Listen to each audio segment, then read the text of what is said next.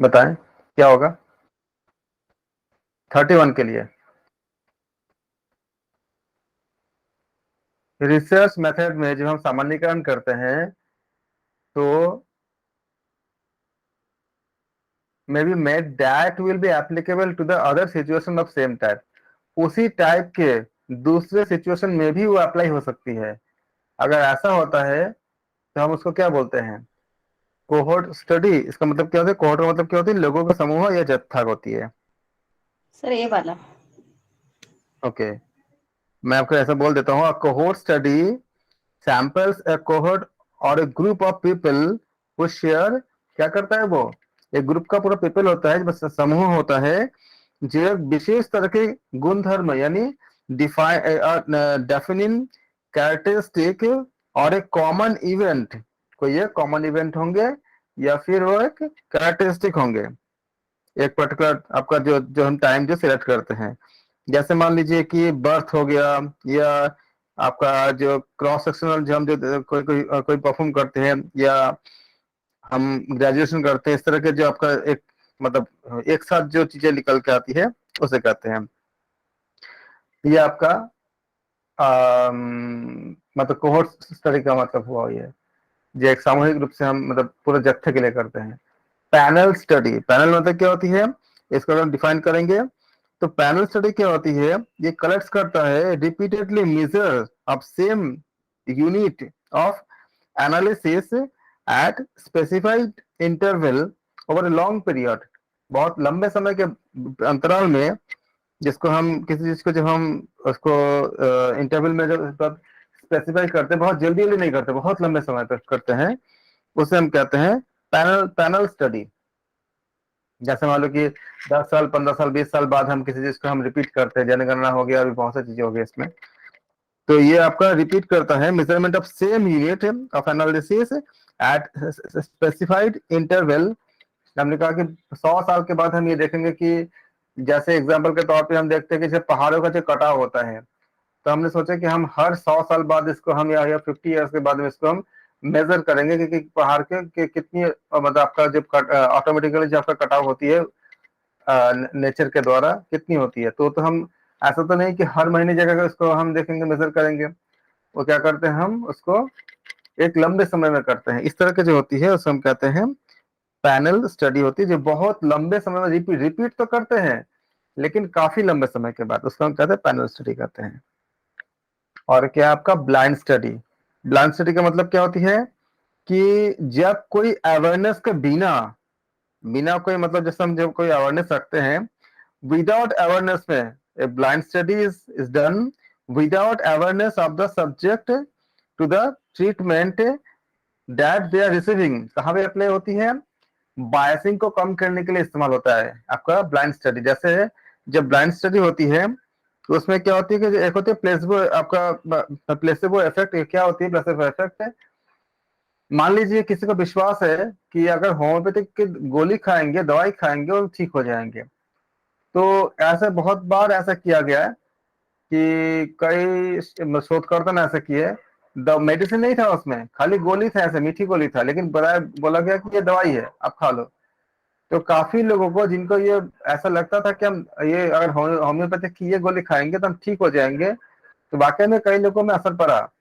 तो ये जो हम जो पहले से, जबकि उसमें दवाई था ही नहीं उसमें, तो होता क्या है कि जिस समय हम बहुत ज्यादा मतलब एकदम हाईली एकदम वो करते हैं, मतलब ऐसा ऐसा हम ट्रस्ट करते हैं, इस तरह के हमारी जो भावना होती है, तो वो बिलीफ सिस्टम ऐसा काम करता है कि हमारे मन के अंदर ऐसा कमांड पैदा करता है कि वो ठीक होने के लिए जिस तरह की रसायन जिस तरह के केमिकल्स की जरूरत होती है वो बॉडी अपने आप सिक्रेशन करता है।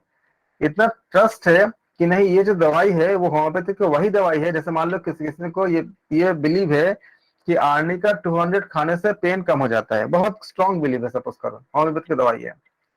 अब उनकी दवाई इतनी ज्यादा उनकी फेथ इतनी स्ट्रांग है कि उनको और कोई दवाई नहीं दिया जाए या दिया जाए तो उनको नहीं हो रहा है। उनको उन ऐसे लोगों को लेकर के अगर आप कभी शोध करते हो, और ऐसा कई जगह किया भी गया है, अलग अलग होम्योपैथी ऐसे कई दूसरे चीजों को देख करके जिसको उनका बिलीफ था तो देखा गया कि उन्होंने कुछ कुछ गोली खाया, मीठी गोली, ऐसे दवाई नहीं था, लेकिन उनको नहीं पता था, उनको लगा था कि ये दवाई है, लेकिन एक्चुअली में उसमें कुछ नहीं था, लेकिन उनका असर कर गया, उनका जो मतलब जो पेन वगैरह कम हो गया।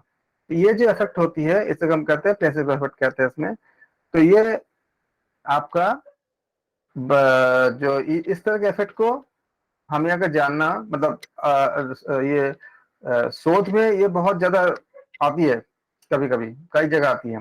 यूएस में तो इसके ऊपर एक हमने एक ये भी सुना था कि एक कोई शोध हुआ था उसमें, यूएस या किसी और कंट्री में शायद हुआ था, कि कैदियों को लिया गया था जिनको मतलब वो करना था कुछ कैदियों को, और उनके ऊपर इस तरह के एक्सपेरिमेंट किए गए थे कि आपको फांसी फांसी वाला कैदी को अगर आपको फांसी नहीं देंगे, हम किसी और तरह से आपको करेंगे। लेकिन उनको कुछ किया नहीं गया था, लेकिन उनको अंदर उनको आंखों में पट्टी बांध दिया गया था, और फिर उनको कई जगह पे देखा गया है कि जो जो उनका जो बिलीफ सिस्टम है उसके अकॉर्डिंग उनके बॉडी में रसायन उत्पन्न हो चुके थे। ऐसे कई बार ऐसा बहुत सारे शोध मिले हैं, इसे हम कहते हैं प्लेसबो इफेक्ट कहते हैं इसमें। तो ये आपका जो ब्लाइंड स्टडी होती है, कहाँ करते हैं ब्लाइंड स्टडी? ब्लाइंड स्टडी में जो प्रयोगकर्ता होते हैं ना, उनको भी नहीं पता होता है, जो रिसर्चर होते हैं और जो पार्टिसिपेशन जो करते हैं उनमें से दोनों को नहीं पता होता है कि किसको क्या क्या ट्रीटमेंट दिया गया, किसी और को पता होता है, ताकि उसमें कोई पक्षपात न रहे। तो इसको इस तरह हम डिफाइन करते हैं ब्लाइंड स्टडी को। Blind study is done without awareness, बिना किसी अवेयरनेस के, of the subject to treatment they are receiving, in order that the result are not affected by placebo effect, या पावर ऑफ सजेशन भी कहते हैं इसको, कि सजेशन का जो आपका पावर होती है प्लेसिबो इफेक्ट जिसे कहते हैं, कि आप ये दवाई ले लो ठीक हो जाएगा। तो ये जो आपका जो पावर होती है बहुत स्ट्रांग भी होती है, कभी कभी किसी के लिए बहुत अच्छा काम मतलब वो इफेक्ट कर जाता है। तो ये ब्लाइंड स्टडी कहते हैं इसको, किसी को पता नहीं होता कि किसको क्या दिया गया, तो वो आपका जो बायसिंग है, बायसिंग से बचने के लिए ऐसा करते हैं। तो ये मैंने आपको चारों बता दिया कि इसमें अगर आपको किसी को कोई दिक्कत भी था। और केस स्टडी तो आप जानती हो क्या होती है, हमने बहुत बार बचपन में बोल चुके हैं। अब बताओ 31 का आंसर क्या होगा? इन रिसर्च मेथड, शोध के विधियों में सामान्यकरण यानी generalisation may be made by may be made that will be applicable to the other situation। जो भी एक सामान्यकरण किया गया वो दूसरा उसी तरह के दूसरा सिचुएशन में आपका लागू हो सकता है, एप्लीकेबल हो सकता है। अगर ऐसा होता है तो उसको हम क्या बोलेंगे? कोहोर्ट स्टडी बोलेंगे, केस स्टडी बोलेंगे, पैनल स्टडी बोलेंगे, या ब्लाइंड स्टडी बोलेंगे? अब आप आंसर तो कौन से होंगे? ए सर, कोहॉर्ट स्टडी। अच्छा, और कोई? पैनल स्टडी भी तो बोल सकते हैं ना उसे। आप बताओ आपको क्या लगता है? पैनल। आप ना इस पे ध्यान दो, आप जो सिचुएशन में जा रहे हो ना, तो सिचुएशन में आपको भटका देगा, क्योंकि बहुत जगह मैच करता ही थोड़ा बहुत थोड़ा बहुत। इसमें कौन से वर्ड से आप निकालोगे? जिस वर्ड से पुंडित जी बताओ, आप बोलो आपको क्या लगता है? हमारे साथ बाकी लोग कौन कौन है? पहला ही आएगा सर, कौन से होंगे? पहला कोहोर्ट स्टडी। अच्छा, कोहॉर्ट स्टडी। और भी कोई लोग बोले? इतने लोग हैं तो बोलो भाई। आनंद जी, आनंद श्रीवास्तव जी, जी सर। क्या लगता है जी आपको, सर। क्या कौन सा ऑप्शन होंगे? सर 31। नहीं समझ पा रहा हूँ। ठीक है, कोई बात नहीं। अरुणा जी, सर आप बताएं।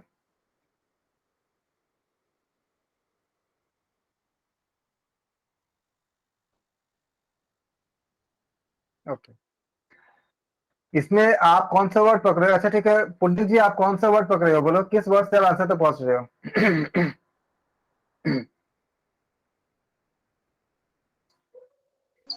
ये जो सिचुएशन है ना, सेम टाइप।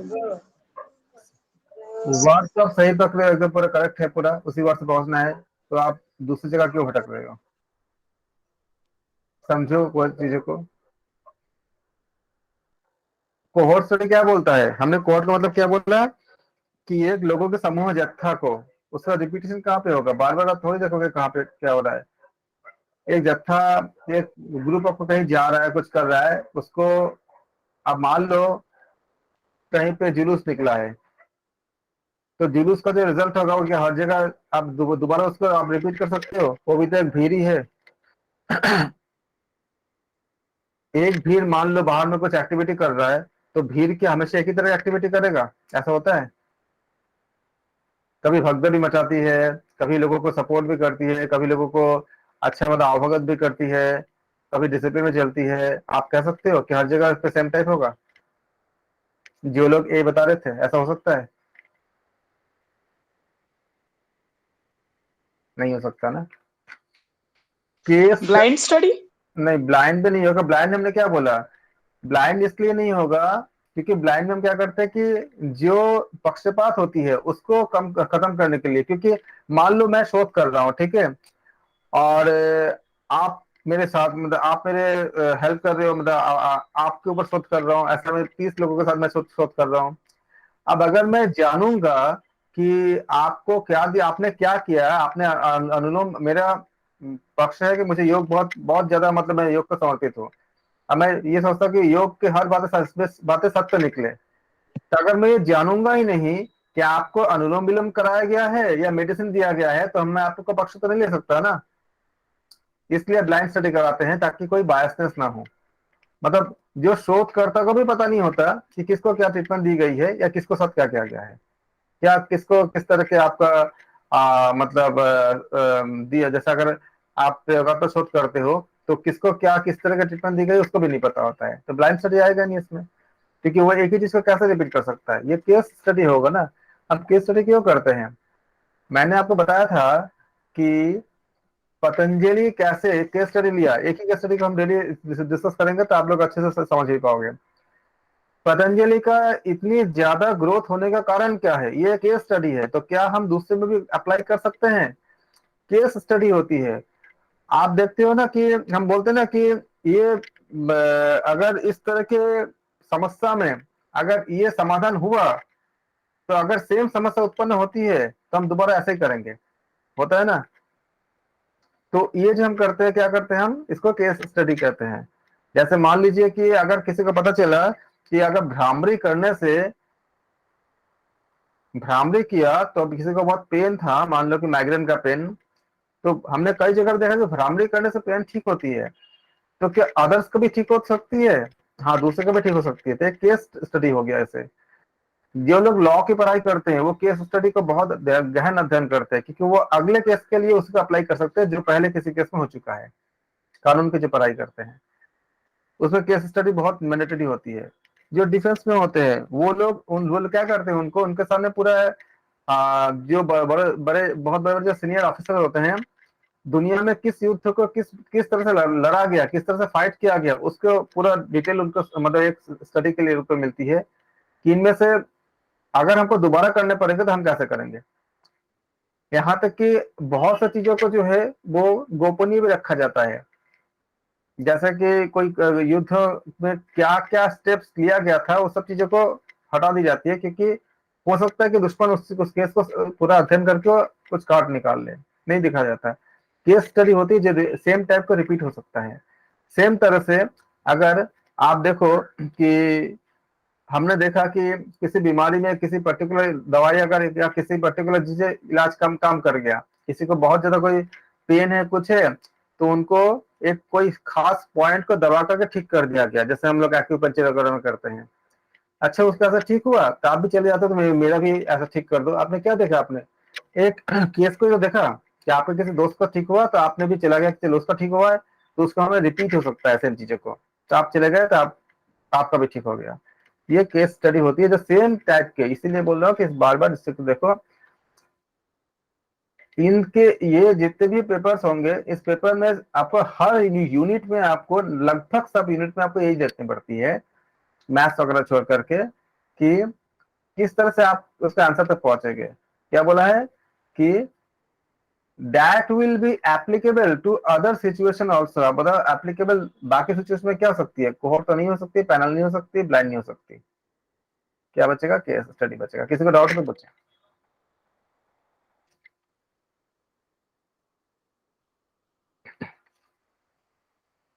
पुंडुक जी समझ आ गया?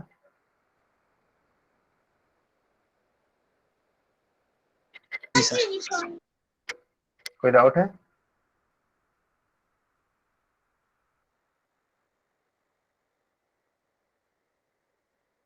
नहीं सर, समझ आ गया। फिर बताएं। When the researcher does not know the identity of the experimental, placebo क्या होती है वो अभी समझा दिया था अभी आपको, प्लेसेबो क्या होती है। Experimental and placebo group, the study is termed as, इस स्टडी को हम क्या कहते हैं?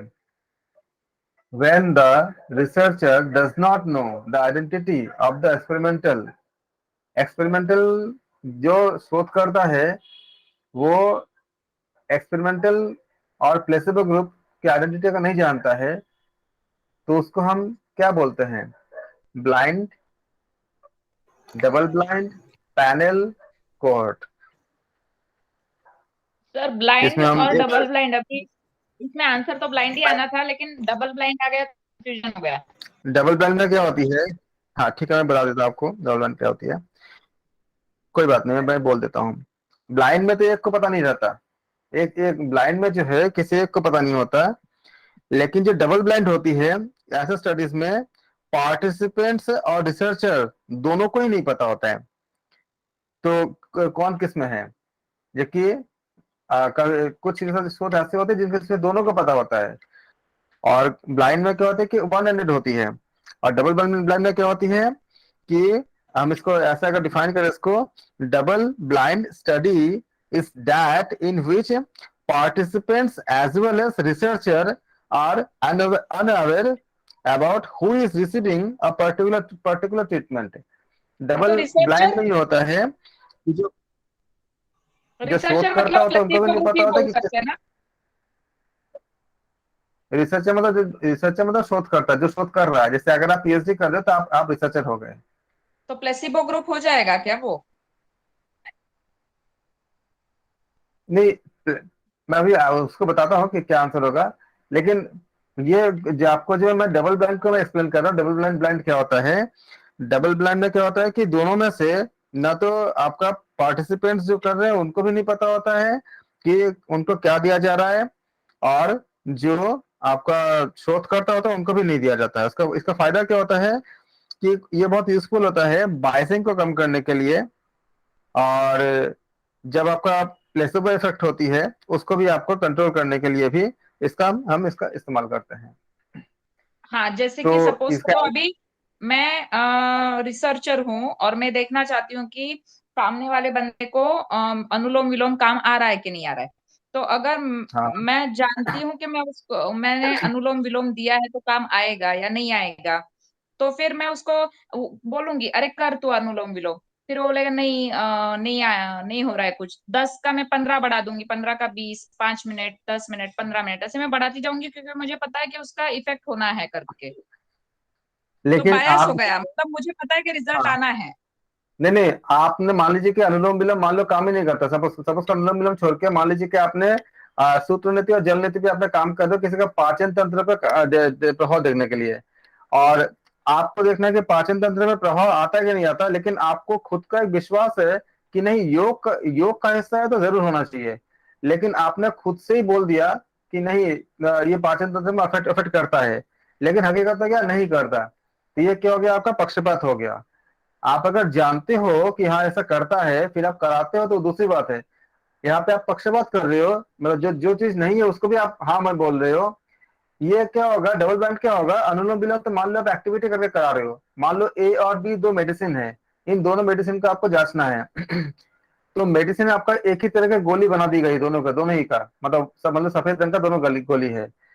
अब उसके रैपर को अलग अलग रखा गया था, और तीसरे किसी को पता है कि कौन से रैपर में क्या गोली है, लेकिन हम लोगों को कुछ नहीं पता है कि उसमें कुछ नाम कुछ नहीं लिखा हुआ है, तो हमने उसको दे दिया। तो ना तो शोधकर्ता को पता होगा कि कौन से गोली का क्या असर है, और न ही आपका जो पार्टिसिपेंट्स है उनको पता होगा। इस तरह का क्या होती है, कोई इसमें कोई मतलब बायसनेस नहीं आएगा, कोई पक्षपात हो ही नहीं सकता, क्योंकि मैं अगर गोली ए के लिए काम कर रहा हूँ या गोली बी के लिए, मुझे पता ही नहीं है कि इनको कौन सी गोली दी गई है मान लो कि मैं गोली बी के लिए काम कर रहा हूँ और मेरा दावा कि गोली ए से ज्यादा बेहतर है, तो गोली ए और गोली बी को दोनों ही जो है, दोनों ही देखने में व्हाइट है, और वो किसी किसी और के पास रिकॉर्ड है, और उसने दो उसमें से कोई भी, उसको पता है कि किसको किसको, मान लो कि उसने क्या किया, किस सीरियल नंबर दिया 1 2 3 4 ऐसे सीरियल नंबर दिया, और उसमें देख क्लिक के रखा है कि किस सीरियल नंबर को कौन सी गोली दी गई, बाकी बस खाली ले लिया, उसने खाली गोली ले लिया। तो मुझे नहीं पता कि कौन सी दवाई ए वाला लिया बी वाला लिया। बाद में जो उसके पास जो पूरा रिकॉर्ड रह रहा है उसको मैच कराता है कि किसी और के पास कि किसको किसको किसको क्या गोली दी गई थी और उसका क्या असर आया। तो उससे क्या होती है, बायसनेस बहुत आपका कंट्रोल हो जाती है। तो इसका क्या हो जाएगा, डबल, इसका जो आंसर क्या हो जाएगा 33 का बी हो जाएगा, double blind. Does not know, when the researcher does not know the identity of the experimental, जो बताया भी आपको, दवाई की गोली ए,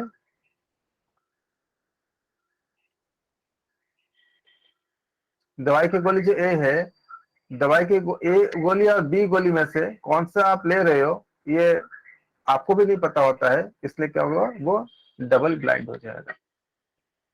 the easiest attitude scale which is submitted rating scale is the, बताओ, ये चारों चारों शायद मैंने अभी कराया नहीं है ना 34 को, कराने के बाद तो सुनगा। Brainstorming as a method can be used,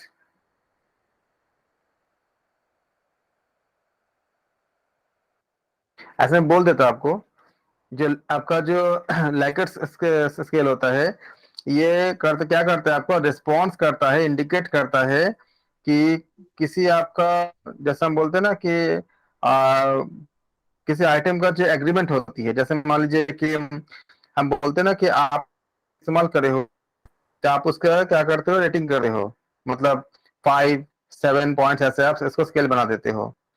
उसमें क्या करते हैं कि score is sum of the scores of the item, each item on the scale. जैसे मान लो कि आपके घर पे अमेजोन वाला या कोई आपका ऑनलाइन कोई कोई सामान देखा गया है, तो आपने उनको बोला कि आप रेटिंग करो कि जो प्रोडक्ट डिलीवरी में आप क्या बोलोगे, आप कितना रेटिंग करोगे, जो आपका डिलीवरी बॉय जो डिलीवरी करके गया है।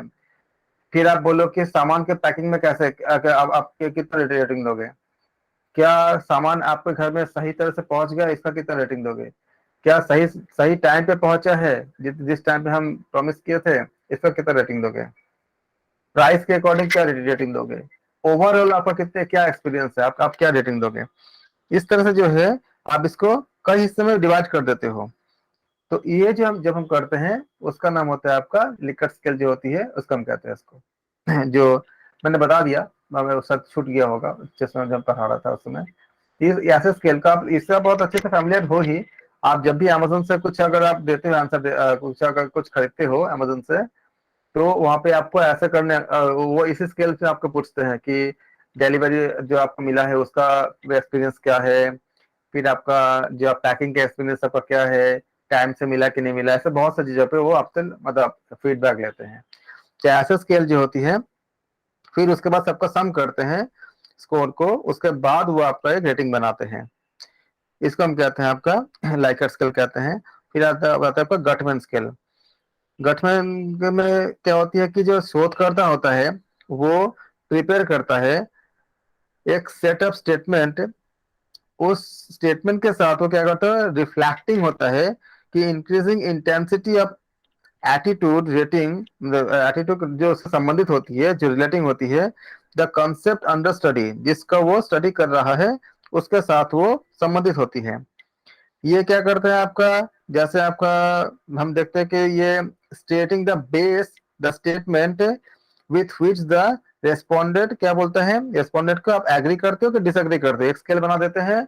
आप देखते हो कि इसमें लिखा होता है, जैसे वोडाफोन वगैरह का, आपका जब कोई अगर आपने किसी से बात किया किसी कस्टमर केयर से, तो वो इस स्केल का हम देखते हैं कि उसके आपका यूज करता है। आप बोलता है कि आप इनके जो है आप 1 से लेकर 5 के अंदर आप रेटिंग दो, जिसमें 1 का मतलब स्ट्रांगली डिसएग्री और 5 का मतलब है स्ट्रांगली एग्री, और बीच में आप कैसे बना देते हैं, ना तो आप डिसएग्री ना तो एग्री, और एवरेज ऐसा ऐसा आपका 5 तक का आपको, या 5, 7, 10 इस तरह से आपको बना देता है स्केल। जैसे मान लीजिए कि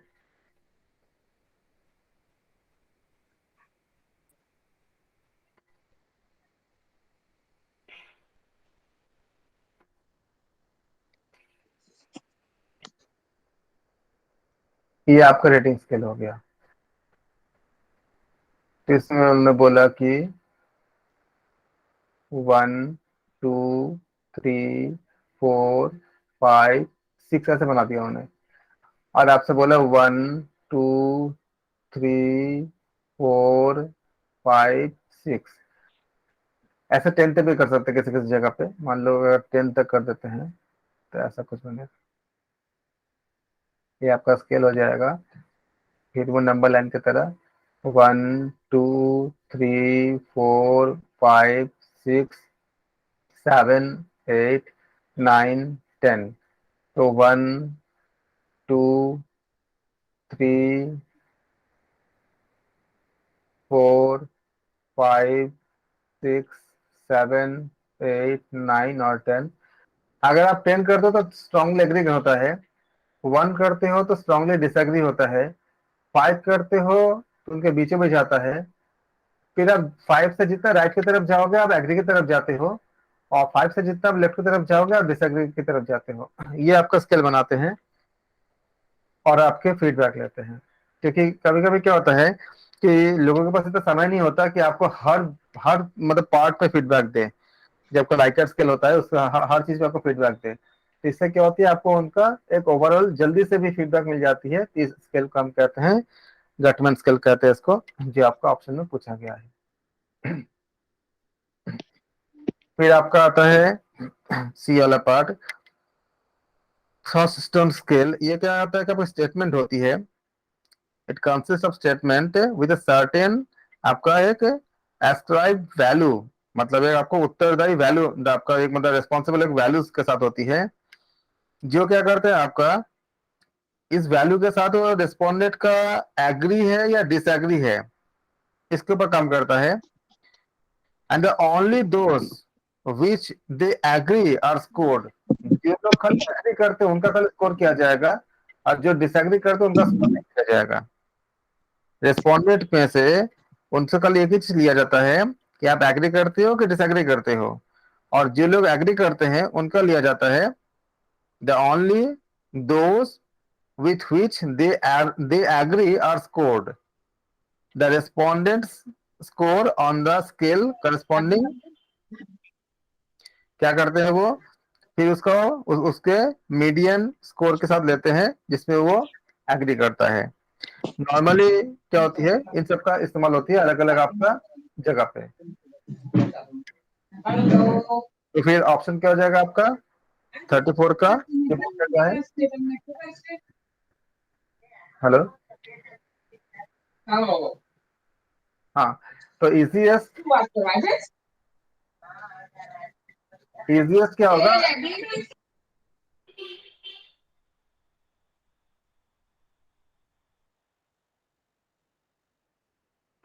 शायद इसे माइक ऑन है, ऑफ कर दीजिए। तो इजीएस्ट क्या हो जाता है आपका इसमें सब चीजों को जानने के लिए कौन सा होगा, ये स्केल, लाइकर स्केल, क्योंकि उनसे क्या होगा सब सारे चीज का आपका मिल जाएगा, आपका फीडबैक मिल जाएगा हर चीज का, इसलिए क्या हो जाएगा आपका 34 का डी हो जाएगा।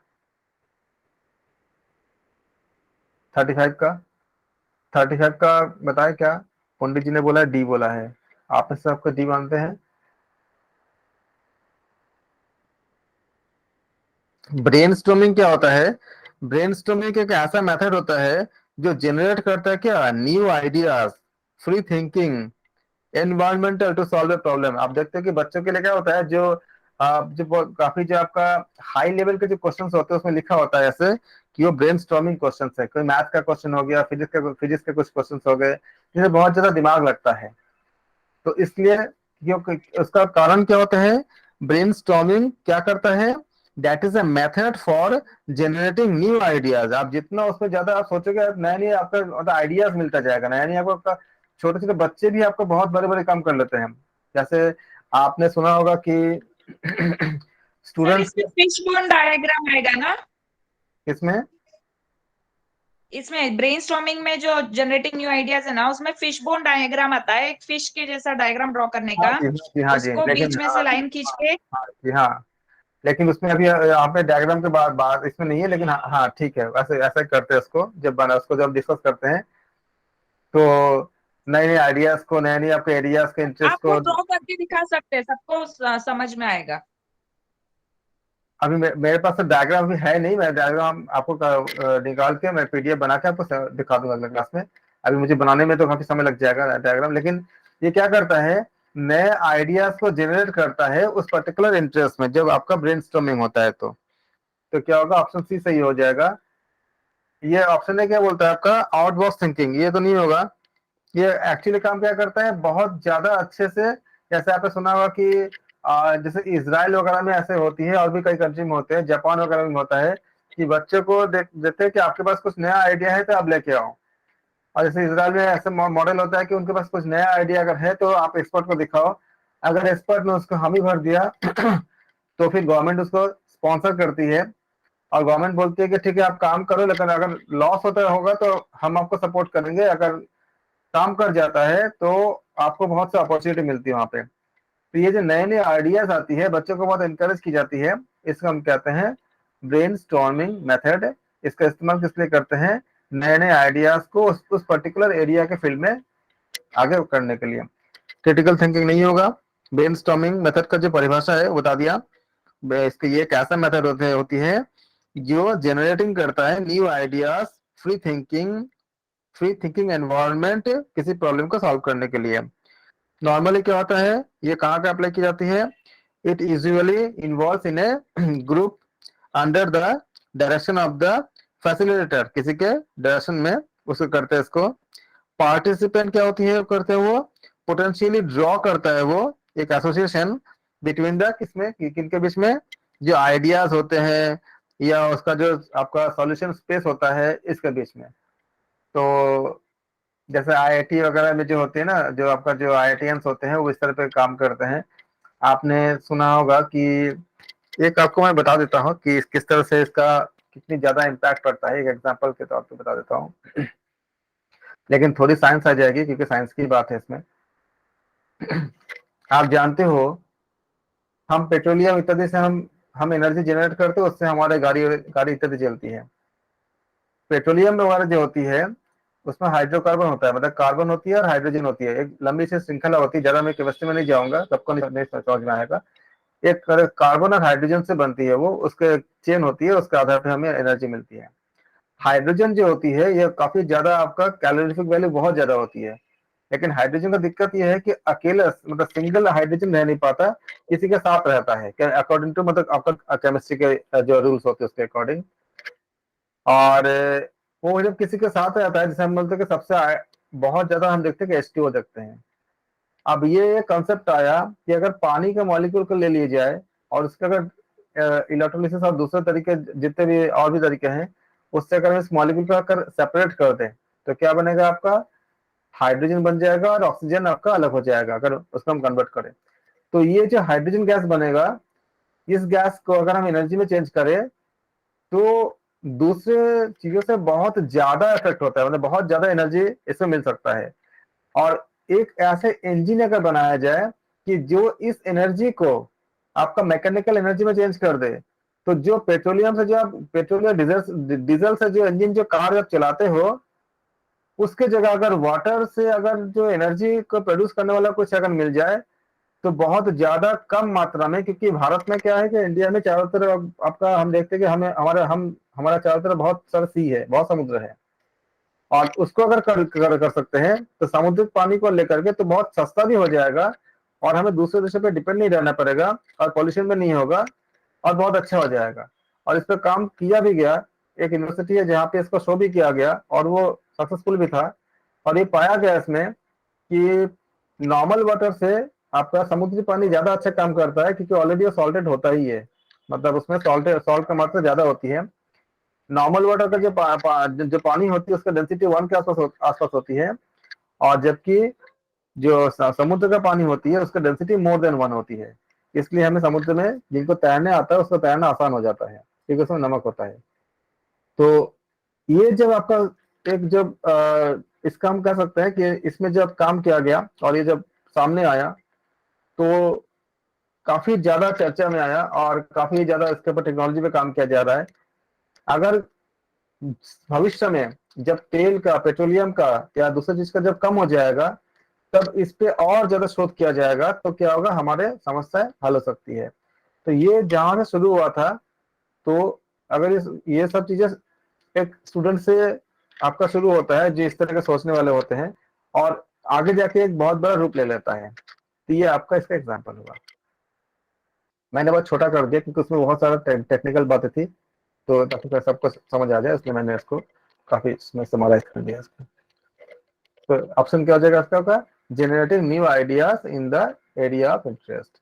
वो इंटरेस्ट कौन सा एरिया था, साइंस का था। उसी तरह से अगर आप चाहोगे तो आपका कौन सा एरिया हो सकता है, जैसे कुछ दिन पहले देखा गया था, एक केस आई थी कि किडनी की समस्या को हल करने के लिए तो किसी ने नेचुरोपैथी का कोई हमें कोई एक्सपर्ट मिले थे, तो उन्होंने बोला कि अगर धनिया पत्ती को अगर बहुत ज्यादा, मतलब जैसे आप अगर 100 ग्राम या 150 ग्राम धनिया पत्ती लेते हो और इसको उबाल के अगर पानी को 1/4 करके अगर पीते हो, तो वो किडनी में बहुत ज्यादा हेल्पफुल होती है और बहुत ज्यादा आपको मतलब किडनी की समस्या को हल करने में सहायता मिलती है। तो अगर जिनको नेचुरोपैथी में इंटरेस्ट है, अगर इसको अगर शोध को इस चीज को और अगर टेस्ट करे करके अगर इसको क्लिनिकली अगर प्रूफ कर दे, तो कहाँ से आती है, बहुत बड़ी समस्या, क्योंकि हमारे देश में किडनी के बहुत सारे मरीज होते हैं, बहुत सारी दिक्कतें हैं और कुछ कुछ जगह पे तो क्रिटिकल बहुत ज्यादा हो जाती है। तो ये सब क्या होती है, आपका उन्हीं से निकलती है, अगर वो इस तरह के सोच के कोई निकालता है तो। ऐसे बहुत और भी काफी ज्यादा में सैटेलाइट के मामले में और आपका एडवांस साइंस के मामले में मिलती है। 36 अब pilot study is also called, क्या करते हैं पायलट स्टडी को, क्या कहते हैं, descriptive study, feasibility study, correlational study या एक्सप्लेनेटरी स्टडी। 36 का बी बता रहे B Sanjay ji. For boy. D for boy, बताएं क्यों, एक्सप्लेन करें, व्याख्या करें।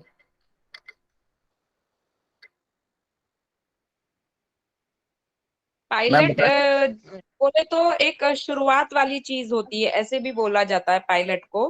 पायलट बैच बोलते हैं ऑफिस में।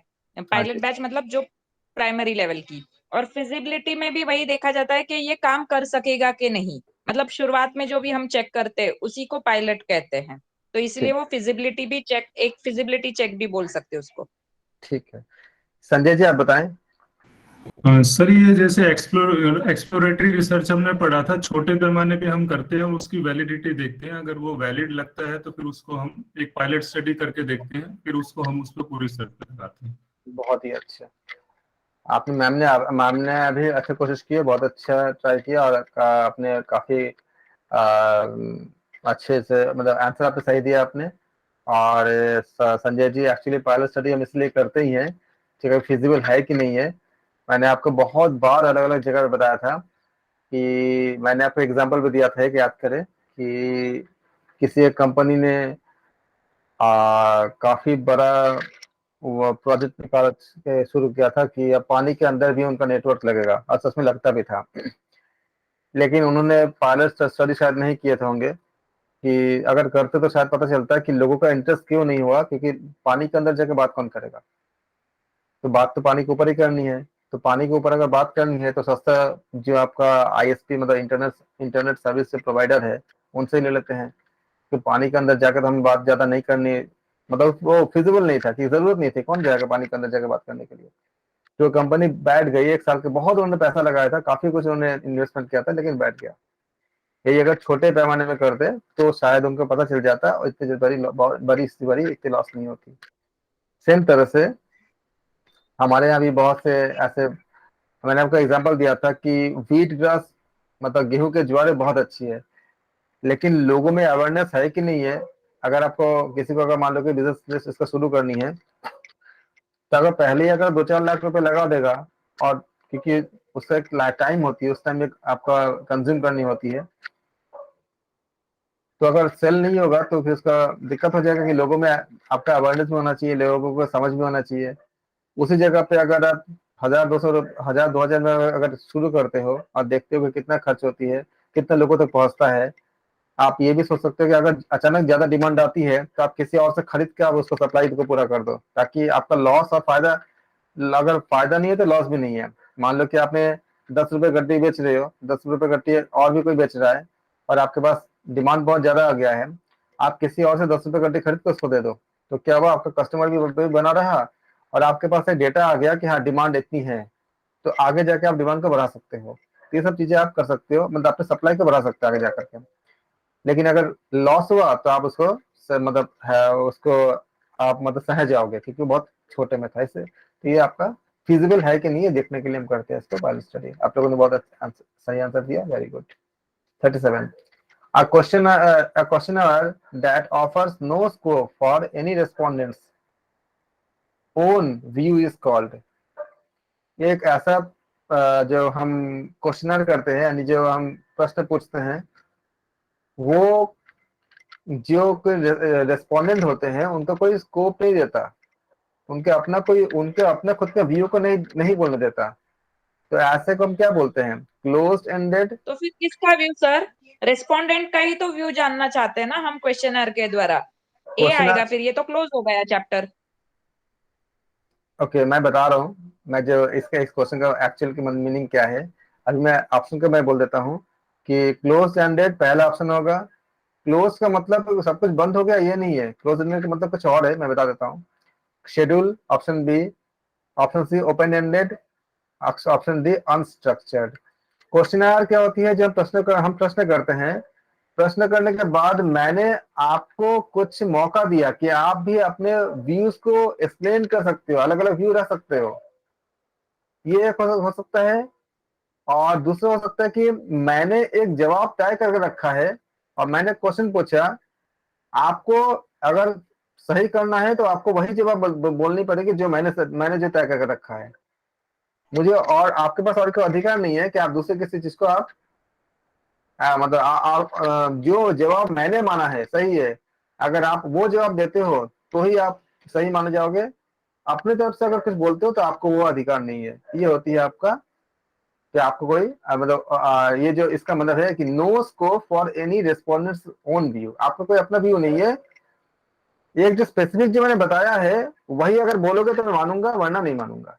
जैसे मान लो आपने एमटीए का एग्जाम दे रहे हो और आपको लगता है कि ऑप्शन ए बी सी में बहुत क्लोज कभी होता है ना, बहुत क्लोज आंसर होता है, तो अगर मैंने जो मान के रखा है वही अगर आप ऑप्शन चेक करो, आप अगर टिक करोगे तो ही आपको मार्क्स मिलेगा। आपने दूसरा कुछ अगर टिक किया है, हो सकता है कि वो भी पार्शियली या बहुत अच्छी काफी हद तक सही भी हो, अगर मैंने उसको नहीं माना है तो आपको नंबर नहीं मिलेगा, इस तरह के। तो आपको कोई अपना कोई खुद का व्यू रखने का कोई अधिकार नहीं है। जो व्यू आपका जो ऑप्शन मांगा गया है, जैसा अगर एग्जाम ले रहे हैं एनटीए, तो एनटीए का जो व्यू है वही मैच करना होगा, आपका अपना नहीं होगा। ये होती है आपका no offers no scope for any respondents to own view, इसका मतलब ये होगा। तो ये क्लोज एंडेड होंगे, शेड्यूल ओपन एंडेड होंगे या स्ट्रक्चर्ड। 37 का सब कोई बोल रहे हैं ओपन एंडेड, कोई बोल रहे हैं open ended. Okay, sir schedule होना चाहिए बी। मैं बार बार बता रहा हूं आप लोगों को, संजय जी, संजय खन्ना जी, 37 का संजय जी आप दोनों बोल रहे हो, वो बी बोल रहे हो, वो ए बोल रहे हो, कौन सा बोल रहे हो? अच्छा बी और 37 का आपने ये बोला है, ठीक है 36 का बी था, 37 का ए है। ठीक है। आपने बोला क्लोज यानी स्ट्रक्चर्ड, ओके। 37 का सी बोल रहे हो रंजना जी आप सी क्यों बोल रहे हो? नहीं बी हो गया सर, अब समझ में आया ना। नहीं बी भी नहीं होगा, आपसे आंसर ये होगा बी, तो आप शेड्यूल कर रहे हो। ओपन एंड क्या होती है? ओपन एंड में आपको मैंने बहुत बार इसका एग्जांपल दिया था, आप याद करो। ओपन एंड वो होता है जब आप थियोरेटिकल आंसर लिखते हो, आपसे पूछा गया कि कोई मान लो कि इतिहास में कोई प्रश्न पूछा गया है और आप उसको आंसर को लिख रहे हो, उस समय आप अपना व्यू भी लिख रहे हो, जो आप जो सोचते हो उसको भी लिख पा रहे हो, और इससे कुछ नंबर भी मिलेंगे। क्योंकि अगर आपने कुछ लिखा है अपने व्यूज के हिसाब से, अपने हिसाब से, तो उसका जितना पार्ट सही होगा उतना पार्ट का नंबर मिलते हैं। ऑब्जेक्टिव क्वेश्चन मतलब एमसीक्यूज में और जो रिटर्न में यही अंतर होता है कि रिटर्न में थोड़े तो नंबर मिल ही जाते हैं, क्योंकि आपका जो लिखोगे वो भी तो अपना कुछ कहीं ना कहीं तो सही ही होगा। हो सकता है कि सारा आपका जो एग्जामिनर के अकॉर्डिंग सारा कुछ आपका सही ना लगे एग्जामिनर को, लेकिन कुछ तो सही लगेगा। अब मान लीजिए एक बच्चा है, उससे पूछा गया है कि भाई आप मान लो, मैं सिंपल क्वेश्चन दे देता हूँ कि फाइंड करो एरिया ऑफ सर्कल, फाइंड करो। तो एरिया ऑफ सर्कल का फॉर्मूला होता है A is equal to pi r square. बच्चे ने क्या किया, पाई आर स्क्वायर लिखा। अब आर का वैल्यू था आपका 7 था, तो उसमें डायमीटर आपका 7 था। मान लो कि डायमीटर दिया हुआ था 7 दिया था, तो डी इज इक्वल 7 दिया था, तो आर क्या हो जाएगा, डायमीटर बाई 2, तो 7/2 होगा। बच्चे ने गलती से क्या किया कि उसने 7 ही रख दिया, और 7 रख के उसने कैलकुलेट कर दिया। अब उसमें क्या हुआ, स्टेप मार्किंग के लिए बताया जाएगा कि बच्चे ने ये तो सही लिखा था, एरिया का फॉर्मूला तो सही सही लिखा था, कैलकुलेशन में उसने मिस्टेक कर दिया। तो अगर 6 मार्क का क्वेश्चन होंगे तो शायद उसको 3 मार्क्स मिल जाएंगे, क्योंकि उसका एंड का जो उसने जो बोला है, उसका व्यूज का जितना उसने सही बोला उसको मार्क्स मिला। तो ये क्या हुआ, आपका उसको अधिकार था बोलने के लिए। लेकिन अगर ऑब्जेक्टिव क्वेश्चन होंगे, एमसीक्यूज होंगे, तो एग्जैक्टली r/2 रखने पे जो आंसर होगा, क्योंकि अगर r/2 रखते हैं तो पाई इंटू 7/2 का स्क्वायर हो जाएगा, इजिकल टू 22/7 इंटू 7/2 इंटू 7/2, ये करेंगे और ये 11 हो जाएगा, 7 कट जाएगा, तो क्या होगा 77/2 आ जाएगा। तो अगर ऑप्शन ए बी सी और डी में एक में कहीं रहेगा, मान लो 77/2 रहेगा, अगर बच्चा उसी को अगर टिक करता है 77/2 मान लो ऑप्शन ए में है, और इसमें मान लो कि 60 है, इसमें मान लो 50 है, इसमें मान लो कि 30 है, तो अगर उसने ये वाला पार्ट करेगा तभी मार्क्स मिलेगा। और अगर उसने 7 रख कर निकाल दिया तो दूसरा जो ऑप्शन अगर आता है तो उसको मार्क्स नहीं मिलेगा। तो ये हो गया कि जब वो लिखित रूप से एग्जाम देता है तो होती है ओपन एंडेड, और जब वो एमसीक्यूज के रूप में देता है कि पहले से जो आंसर तय है वही मानना है, उसे कहते हैं क्लोज एंड। मैंने बहुत बार एग्जांपल दिया था, मैंने फिर से दे दिया कि कुछ लोग शायद नए होंगे तो उन लोगों को क्लियर हो जाएगा। तो ये तो एमसीक्यू क्लोज्ड एंडेड में आ जाएगा बिल्कुल सबको क्लियर और हो गया ना? डिस्क्रिप्टिव ओपन एंडेड में। जी, आप देख रहे हो ये सब जून में पूछा गया था, कितने लेटेस्ट सब क्वेश्चंस है और कैसे पूछे गए थे कि आपको कॉन्सेप्ट को कितनी गहराई से जांचे। आप में से कोई बोलो कि जिन्होंने सही आंसर दिया है, कौन से वर्ड को, किस वर्ड से आपने पकड़ा है इस आंसर को? संजय जी आप बोले किस तो वर्ड से मैंने आपने? तो तुक्का मारा था। कोई बात नहीं, सर बाकी कोई तो उसमें सूट कर भी नहीं रहा। क्लोज ठीक, एंडेड आपने बताया ही हुआ है सर पहले, कि जिसमें ऑप्शन नहीं होती है रेस्पोंडेंट की, मतलब लिमिटेड ऑप्शन होती है उसमें जो हम आंसर देते हैं मल्टीपल चॉइस। और शेड्यूल एक अलग तरह का होता है, जैसे मतलब रेस्पोंडेंट हमारे सामने होता है, हम इंटरव्यू की तरह उनसे क्वेश्चन पूछते हैं, वो आंसर देते हैं। और यहाँ पे ओपन एंडेड में तो डिस्क्रिप्टिव टाइप के, सर डिस्क्रिप्टिव भी कुछ भी आंसर दे सकते हैं, ठीक है, तो बाकी के आपने आंसर इसमें लगने। हाँ ठीक है, आपने सारे ऑप्शन मतलब मैंने नो स्कोप वर्ड को ही क्लोज से कनेक्ट करके तुक्का मारा था। ठीक है एग्जैक्टली। यहाँ पे कनेक्टिंग वर्ड नो स्कोप है। नो स्कोप जो होता है, अगर आपने खाली परिभाषा अगर आप खाली याद है तो नो स्कोप किसके लिए होती है, क्लोज के लिए होती है, बस इसलिए आपका आंसर मिल जाती है। स्कोप अगर होगा तो ओपन हो जाएगा। बाकी स्ट्रक्चर और स्ट्रक्चर आपको पता, शेड्यूल और स्ट्रक्चर आपको पता है क्या होती है आप लोगों को, मैं बहुत बार बोल चुका हूँ, इसको बोलने से और ज्यादा टाइम मिल जाएगा। तो ये इसी आपका एक वर्ड है जिससे आपने आंसर को पकड़ा कि क्या होना चाहिए। करेक्ट है ना संजय जी? जी सर।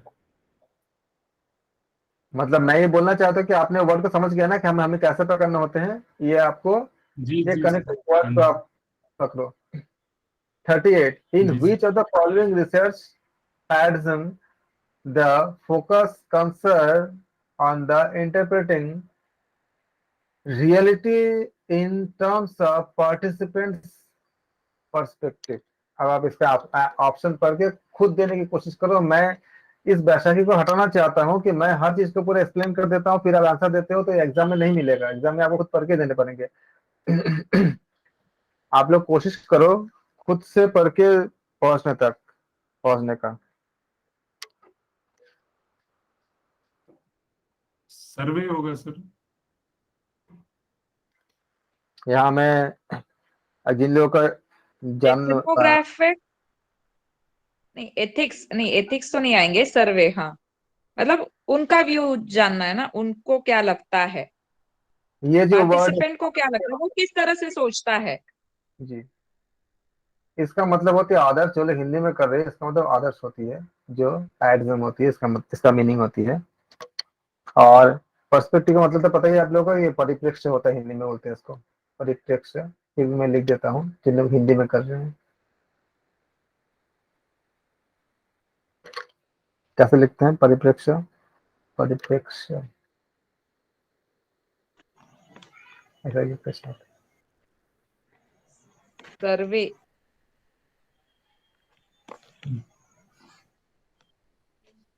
ओके, तो आप लोग बोल रहे हो ये 38 के आंसर क्या बोल रहे हो आप लोग? सर्वे मेथड बोल रहे हो, राइट? कोई ऐसा है जो सर्वे के अलावा कुछ और बोलना चाहेंगे?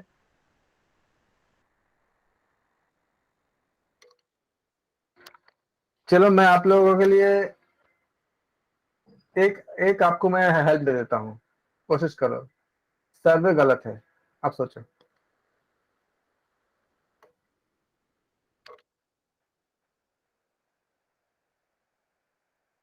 किस वर्ड से पकड़ोगे, इसी बात को मैं बार बार पूछ रहा हूँ संजय जी। एक्सपोस्ट फैक्टो, क्योंकि interpreting reality in terms of participant. In which of the following, मैं बार बार बोल रहा हूँ, आप लोग उस वर्ड को पकड़ने के, इसके लिए पता है आप वर्ड को कब पकड़ पाओगे? जब आपको सारे परिभाषा याद रहेगा। सारे रिसर्च के एक्सपेरिमेंटल की परिभाषा याद होना चाहिए। एक्सपोस्ट फैक्टर की परिभाषा आपको एकदम जबान पे, जैसे कि हम लोग मतलब एबीसीडी बोलते हैं, ठीक वैसा होना चाहिए। एथनोग्राफी का ऐसा होना चाहिए, तब जाके आप कनेक्ट कर पाओगे चीजों को। एक बार समझ लेना अलग बात होती है, उसको पूरा एकदम पानी की तरह याद होना चाहिए, जितने भी आपका परिभाषाएं हैं, तब आप अच्छे से पकड़ पाओगे। जून 2019 एथनोग्राफिक मतलब उसमें एथिक्स आएंगे, तो वो तो नहीं है इसमें। ओके, आप लोग बोल रहे हो डी, बोल रहे हो डी, तो सर्वे मैंने आउट हो गया, सर्वे आउट हो गया, सी आउट हो गया। ओके। संजय जी आप बोलेंगे और कुछ? आप बी बोल रहे हो? हाँ, एक्सपोज फैक्टो लग रहा है फिर तो सर। ठीक है मैम, आप क्या बोल रहे हो? बी, क्योंकि उसमें वो सपोज करो एक्सीडेंट हुआ है, तो वो जो भी बता रहा है वो अपने दृश्य, अपने परिप्रेक्ष्य से बताएगा कि ये गाड़ी ऐसे हिट हुई थी, वो चलाने वाली की ऐसी गलती थी, ब्रेक नहीं लगा था, या कुछ है जो भी है, तो वो अपने परिप्रेक्ष्य से देख रहा है वो घटना को। मैम देखो, मैं बार बार आपको हाईलाइट कर रहा था चीजों को, फिर से बता रहा हूँ। In which of the following research, क्या लिखा है? पैराडिज्म। इसका मतलब क्या होता है? आदर्श। आदर्श क्या होती है? आइडिया, आप हमारे जो मोरल वैल्यूज होती है, किसका मतलब होती है? एथनोग्राफी से मतलब होती है। मैंने हिंदी इसलिए लिख दिया कि आप लोग उसको समझो, मैं वर्ड को बार बार हाईलाइट कर रहा था। इन विच ऑफ द अच्छा, फॉलोइंग एथिक्स, रिसर्च, तो एथिक्स मतलब ही पैराडाइम हुआ क्या?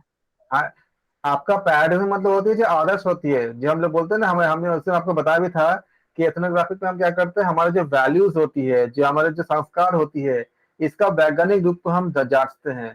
कि हमने बहुत डिटेल में बताया था, आप उसको वीडियो को देखना, एथनोग्राफिक क्या होती है या पढ़ना। सर्वे, ये पैराडिज्म बता रहा है। आदर्श, आदर्श आपका कहाँ, ये जो आपका जो पैराडिज्म जाएगा, वो क्या एक्सप्रेस फैक्टर में आ सकता है? आप बोलो, किसी का आप आइडियलिज्म, ये किसी का आपका पैराडिज्म का आप जांच कर सकते हो एक्सपोस्ट फैक्टर से? क्या आप एक्सपेरिमेंटल कर सकते हो? क्या आप सर्वे कर सकते हो? नहीं कर सकते ना। आप किस में कर सकते हो इसको? एथनोग्राफिक में कर सकते हो। डाउट है किसी को?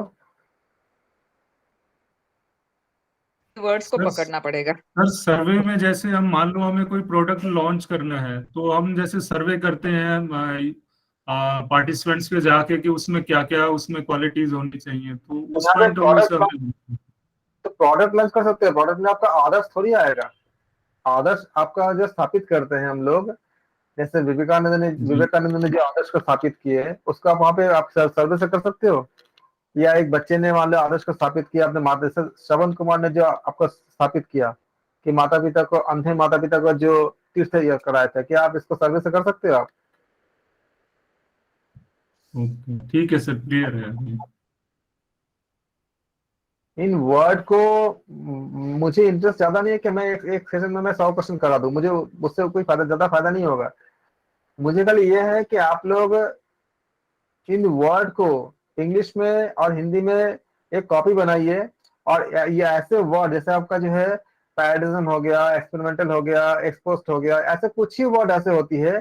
जैसे यहाँ पे हमने बात किया था कि आपका मेंटलिस्टिक थ्योरी ऑफ लैंग्वेज क्या होती है। इन सब का आप लोग जब तक अपना नोट्स खुद नहीं बना बनाए नोट्स से कोई काम नहीं करता। मैं बता रहा हूँ, आप खुद सोचो, अगर आपके बच्चा स्कूल में पढ़ता है तो क्या आपके बच्चे का नोट्स आप खुद लिखते हो कि उससे लिखवाते हो? आप बताते हो कि कहाँ से करना है, आप उसको बुक ला के देते हो, आप उसको सारी सुविधाएं देते हो, आप ट्यूटर या टीचर लगाते हो, लेकिन लिखता कौन है? अगर आप लिख दोगे तो पास हो जाएगा वो। अगर आपके बच्चे का नोट्स और क्वेश्चन अगर आप सॉल्व कर दोगे तो वो पास हो जाएगा? नहीं होगा ना। वो तब होगा जब वो खुद करेगा।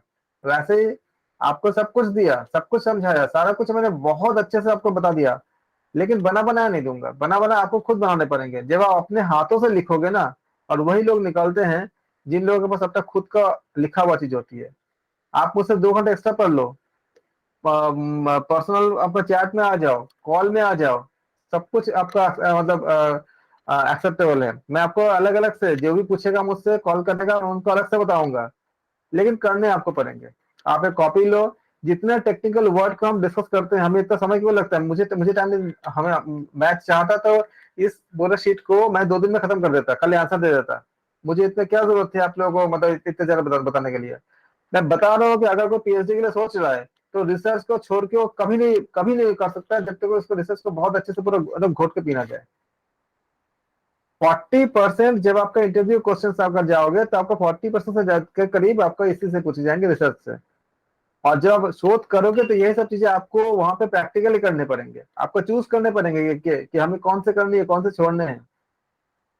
उस समय आपके जितना एक्सपर्टाइज रहेगा उतना अच्छा आपको गाइड जो होता है, गाइड भी कभी कभी आपके बात को सुनने का बाध्य होता है, अगर आपके पास नॉलेज होगा तो। वरना जो जो बोलेंगे आपको सुनने पड़ेंगे। हो सकता है कि उससे बेहतर आप भी सोच सकते तो, अगर आपको पता होता तो अगर कोई पीएचडी के लिए सोच रहा है, ये तो हमारे एक मतलब एक क्या कनेक्टिंग है कि हम नेट के लिए कर रहे हैं, और नेट में आपका करीब 7-8 क्वेश्चन, वैसे तो 5 क्वेश्चन बोलते हैं लेकिन उनका कभी कभी ज्यादा पूछ लेते हैं, तो 6-7 क्वेश्चन या उससे ज्यादा आ सकता है।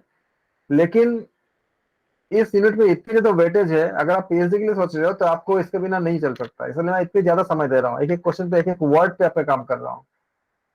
आप लोग इन वर्ड को लिखो, कॉपी ले लो साथ साथ में। जैसे आपको क्या बोलते हैं इन डेप्थ, क्या होती है? Case study. कल मैंने इतना समझाया था। इन डेप्थ देखो लिखा हुआ है, सर्कल किया हुआ है, in depth. In depth word को आप लिखो, अब इसको सामने लिखो। कब कब अप्लाई होती है? जब केस स्टडी होती है। तैयार हो जाएगा अच्छे से पूरा। तो आपने क्या देखा? ऐसे पैराडिज्म जो वर्ड है उसका हिंदी लिख लो, इंग्लिश भी लिख लो, दोनों लिख लो, जिससे आप मतलब आपको याद रहे। उसके बाद कनेक्ट करो, किससे संबंधित होता है वो आपका? इस वर्ड के साथ। और सारे परिभाषाओं का अगर आपको याद रहेगा। एथनोग्राफी, अभी तो आप सोच ही रहे हो कि अच्छा एथनोग्राफी में क्या क्या होता है, ये सोच रहे हो, तो आपको कुछ कुछ चीजें याद आएगा, कुछ चीजें नहीं आएगा। हमेशा सारे परिभाषाओं को एकदम याद रखो। सर्वे में क्या होती है, एक्सपोस्ट में क्या होती है, मैंने बहुत डिटेल में सब कुछ बता के रखा है। आपके पास बुक भी होंगे, लेकिन बुक में इतनी ज्यादा डिटेलिंग नहीं होती, किसी बुक मुझे आज तक नहीं मिला। और ना ही उतना अच्छा वो एग्जाम्पल देते हो, खाली डिफाइन करके छोड़ देते हैं। तो आप जब आपको जरूरत पड़े, आप वीडियोस को पूरा रिकॉर्ड भी होता है, उसको भी सुनो, बुक भी पढ़ो, साथ में अपना खुद का लिखो, सब बन जाएगा। इसमें किसी को डाउट है तो पूछ सकते हैं। 38 में खाली उस वर्ड को पकड़ो जिससे आप आंसर निकाल रहे हो, बहुत आसान हो जाता है। 38 का सबको क्लियर हो गया? Okay. Our university department plans to undertake a study wherein attitude, values, and biases of teachers and students are to be probed with an eye on disclosing their patterns of adjustment. Which types of research method will be considered appropriate to in this context? Experimental, फिर आपके पास इसमें option है, ये भी नहीं है आपको 4-5 आपको बताया गया है। Experimental, case study, descriptive, ethnographic, historical. फिर आपको इसमें से यहाँ से चूज करनी है A, B, C, D। पहले आप क्वेश्चन का पढ़ के उसका मीनिंग समझो, क्वेश्चन का मीनिंग समझना सबसे बड़ी बात होती है, ठीक, वो पूछा क्या गया है। क्या मैं इसका मीनिंग बता देता हूँ आपको, जिन लोगों को, जो लोग हिंदी में कर रहे हैं। इसका मतलब होता है जांच, जांचना, जांच की।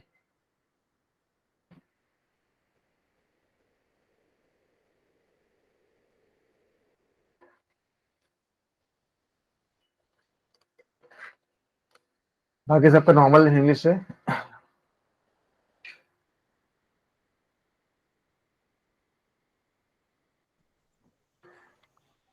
बताएं 39 का आंसर क्या होगा।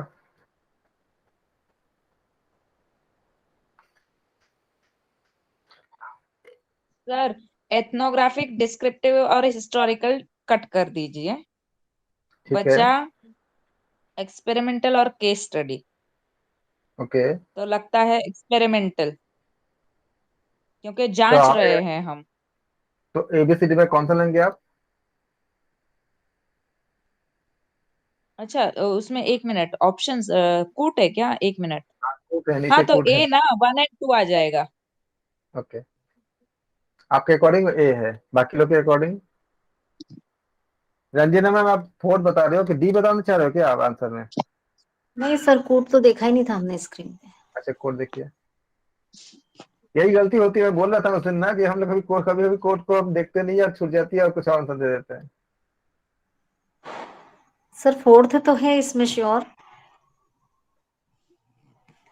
एथनोग्राफिक। अगर आप फोर्थ श्योर है तो ऑप्शन कौन सा लेंगे आप। अगर एक ही आप फोर्थ, ऑप्शन है जिसमें 4 है। एक ही ऑप्शन है जिसमें 4 है। क्या देंगे आंसर आप। डी आएगा फिर। समझ आ गए। अगर आपको पूरा आंसर नहीं भी आ रहा है, अगर आपको पूरा आंसर नहीं भी आ रहा है, मैं आपको जो सिखा रहा हूँ कि रॉन्ग आंसर को एलिमिनेट करते जाओ। अगर आपको नहीं भी आएगा तो आपको वहां तो नंबर तो आपको दिलाई देगा आपको, भले आपको क्वेश्चन आपको आधा आधा ही आता हो या 1/4 ही आता हो। आपने खाली एक चीज पकड़ा कि ये होना ही होना है, चौथा, और ये कहीं नहीं है, तो आपने डी बता दिया। वैल्यूज एंड बायस था ना, values and bias of teacher था, इसलिए एथनोग्राफिक तो आना चाहिए ना, तो 4 बस आना चाहिए। यही तो बता रहा इसलिए वो था, डी वाला।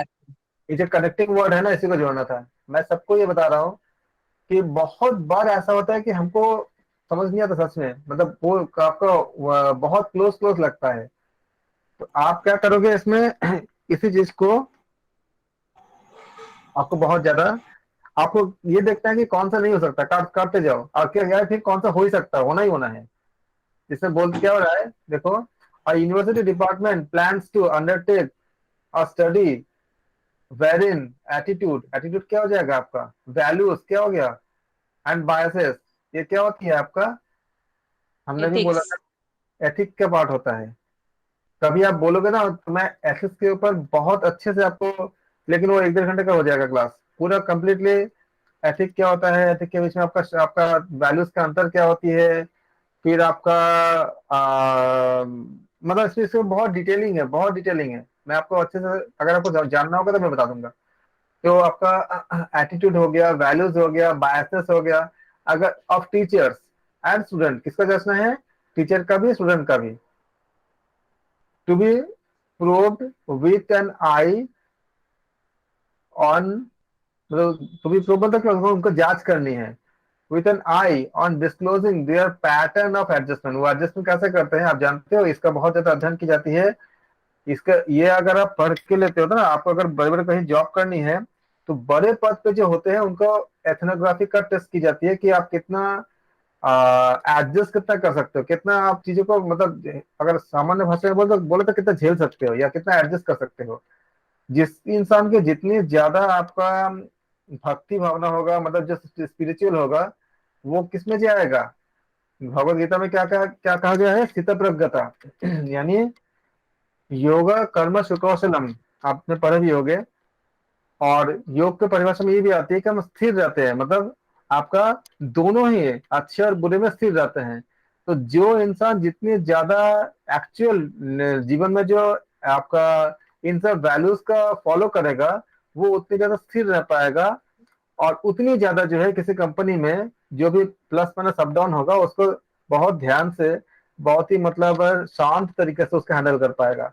वरना वही अगर शॉर्ट टेम्पर हो जाएगा, गुस्सा आ जाएगा, तो कुछ ना कुछ गलत कुछ डिसीजन ले लेगा या ऐसा कुछ करेगा जिससे बहुत बड़ा नुकसान होगा।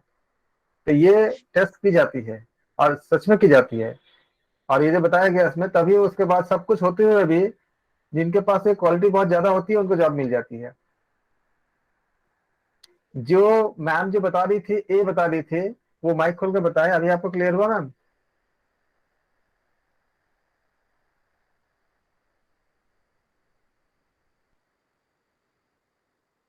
तो क्या हो जाएगा, शायद अभी हमारे साथ नहीं है, तो ऑप्शन डी सही डी है। सर, 2 और 4। हाँ, दो क्या कहता है, केस स्टडी होगा क्योंकि उसको हम केस को स्टडी कर रहे हैं। और चार क्या होगा, अच्छा कौन सा नहीं हो सकता, हिस्टोरिकल मेथड होगा क्या, ये तो हो ही नहीं सकता। तो पांच किधर है, पांच यहाँ पे, सी कट गया। एक्सपेरिमेंट अब कहाँ कर रहे हो, ऐसे और तो प्रयोगात्मक तो कुछ कर ही नहीं रहे हो, तो प्रयोगात्मक अगर नहीं कर रहे हो तो क्या हो जाएगा आपका, ये फर्स्ट भी कट हो गया। डिस्क्रिप्टिव भी नहीं करोगे, आप डिस्क्राइब कहाँ करोगे, वो तो आपको किसी के वैल्यूज, एटीट्यूड या इस तरह का हम एथनोग्राफी में मोस्ट अप्रोप्रिएट क्या हो जाएगा, एथनोग्राफी हो जाएगा। Option D is correct. Hope कि सबको अच्छे से क्लियर हो गया। हमने 39 तक कर लिए। हमें समय तो लगती है लेकिन डिस्कशन हमने ऐसे करने की कोशिश किया कि सारे क्वेश्चन अब तक देखो जितने भी आया हुआ है आप लोगों को सारा क्लियर हो गया कि कैसे कैसे क्वेश्चन पूछे जाते हैं और आंसर को हम कैसे निकालते हैं। ये हमारा कोई प्रैक्टिस क्वेश्चन नहीं है, ये एग्जैक्टली वही क्वेश्चन है जो पूछे गए हैं, और इसी लेवल के क्वेश्चन आपको पूछे जाएंगे आगे भी।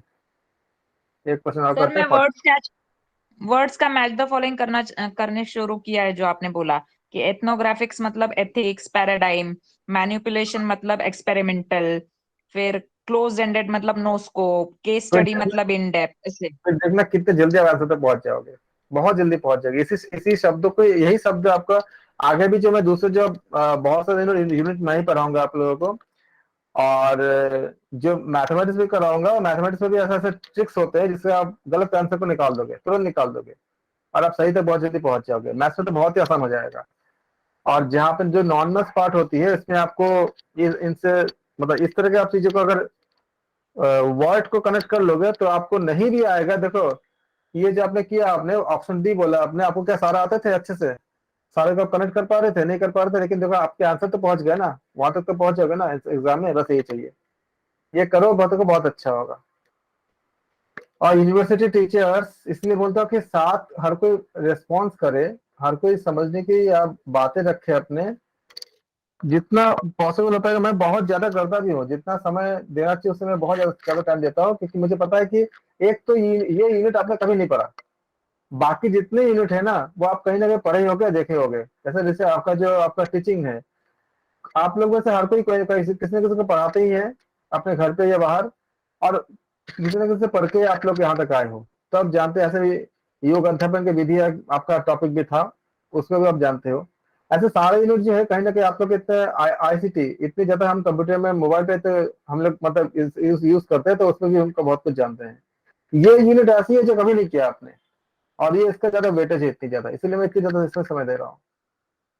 और यूनिवर्सिटी टीचर, चलिए इसको कल करेंगे, फिर तो काफी टाइम हो गया, 39 तक कर दिया हमने, कल हम 40 से करेंगे।